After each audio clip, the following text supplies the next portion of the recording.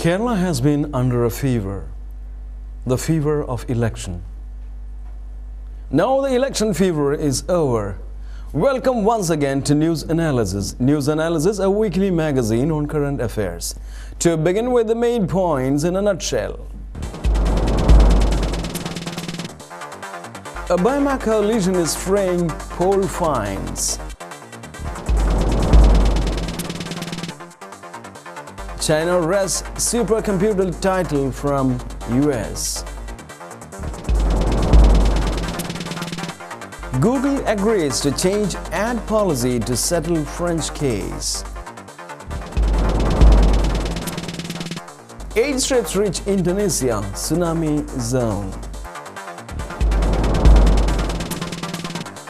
Glaxo to pay $750 million for sale of bad products. Saudi border with Yemen is still inviting for Al-Qaeda. And now the news in detail. Obama coalition is fraying poll finds.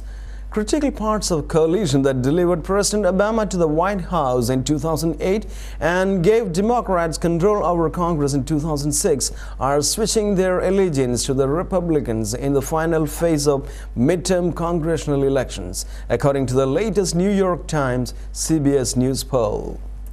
Republicans have wiped out the advantage held by Democrats in recent election cycles among women, Roman Catholics, less affluent Americans, and independents. All those groups broke for Mr. Obama in 2008 and for congressional Democrats when they grabbed both chambers from the Republicans 4 years ago, according to exit polls.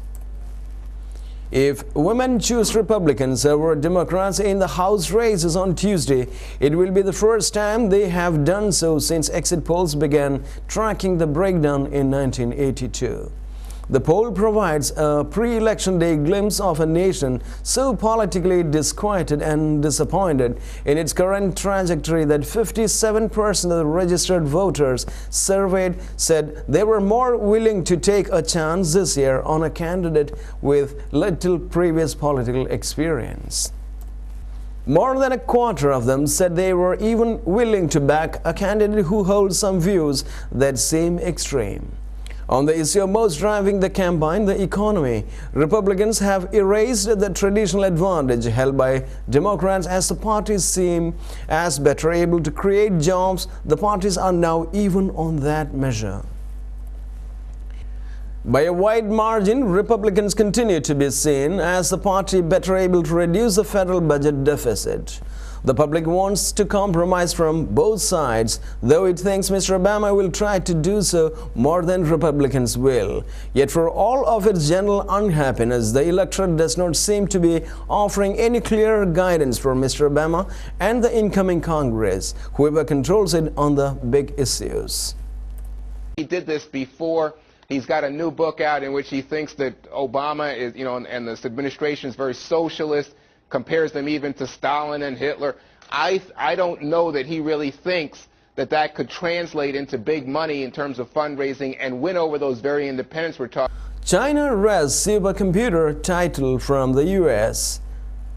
A Chinese scientific research center has built the fastest supercomputer ever made, replacing the United States as the maker of the swiftest machine and giving China bragging rights as a technology superpower. The computer known as Tianhe 1A has 1.4 times the horsepower of the current top computer, which is at National Laboratory in Tennessee, as measured by the standard tests used to gauge how well the systems handle mathematical calculations, said Jack Dongarra, a University of Tennessee computer scientist who maintains the official supercomputer rankings. Although the official list of the top 500 fastest machines, which comes out every 6 months, is not due to be completed by Mr. Dongarra until next week, he said the Chinese computer blows away the existing #1 machine. He added, "We don't close the books until November 1st, but I would say it's unlikely we will see a system that's faster." Officials from the Chinese Research Center, the National University of Defense Technology, are expected to reveal the computer's performance on Thursday at a conference in Beijing. The center says it's under the dual supervision of Ministry of National Defense and Ministry of Education. The race to build the fastest supercomputer has become a source of national pride, as these machines are valued for their ability to solve problems critical to national interest in areas like defense, energy, finance, and science. Supercomputing technology also finds its way into mainstream business. Oil and gas companies use it to find reservoirs, and Wall Street traders use it for super quick automated trades. Procter & Gamble even uses supercomputers to make sure that Pringles go into cans without breaking. And typically, research centers with large supercomputers are magnets for top scientific talent, adding significance to the presence of machines well beyond just cranking through calculations. Over the last decade, the Chinese have steadily inched up in the rankings of supercomputers. Tianhe 1A stands as the culmination of billions of dollars in investment and scientific development, as China has gone from computing afterthought to a world technology superpower. What is scary about this is that the US dominance in high-performance computing is at risk, said Wu Chunfang, the supercomputing expert and professor at the Virginia Polytechnic Institute and State University. One could argue that this hits the foundation of our economic future. Google agrees to change ad policy to settle French case. Google has pledged to overhaul its rules and procedures for blocking certain advertisers from buying sponsored links on its search engine as part of a settlement with French authorities announced Thursday. As part of the deal with French Competition Authority, Google agreed to adopt conditions including a 3-month notification period when it rejects some ads from appearing next to its search results in France.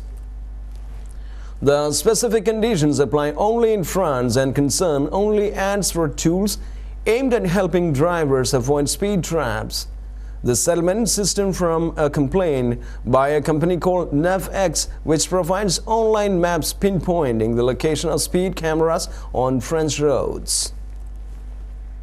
But under the settlement, Google also agreed to apply the principle of improvements and clarifications made in implementing these commitments in every country in which it operates AdWords, its keyword advertising system. This is a monumental event because the French Competition Authority got Google to modify its contractual rules on a worldwide basis, said Ron Schoffer, a lawyer for NavX. So if you are in the shoe business in California and Google suddenly decides it doesn't like shoes, this settlement will affect you. Because we change them. And what would happen is, and you've asked me this question for the 8 years I've worked with you. So it's the same question. Why don't we publish these things? And the fundamental answer is because we're always changing. We're always changing. And if we started saying, here's how the black box worked, then all of a sudden huge incumbencies would come out about this change and that change, and we just don't want that pressure. Well, I'm not saying this is how the factors actually are measured up or whether they're weighted. Even the list. But we just, 50 of those factors have never changed. Let's just be honest and say you and I disagree. Okay. It's a business secret of Google. But that's not very open. So, again, openness. If you want. The complaint by NavX stems from a decision by Google last November when it blocked the company from buying search ads, arguing that the radar detectors are illegal in France. In June, the French Competition Authority ordered Google to restore NavX as a customer on an interim basis as it investigated. The settlement upholds the NavX right to buy search ads, saying the company operates within the law, even though radar detectors remain outlawed. And there we end today's bulletin of news analysis. Thank you. Be with us in the coming weeks too.